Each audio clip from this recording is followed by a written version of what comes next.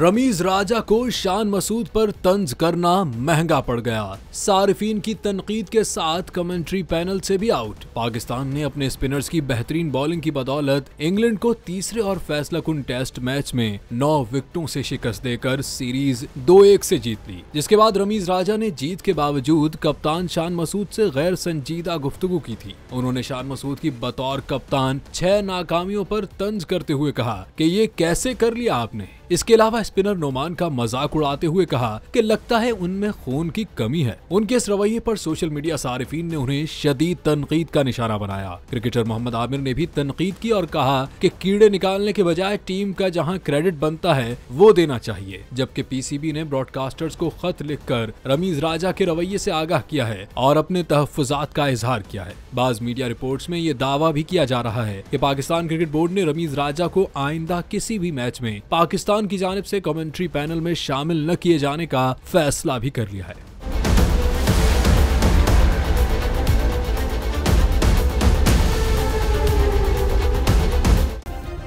Subscribe करें और bell दबाएं ताकि कोई खबर रह न जाए।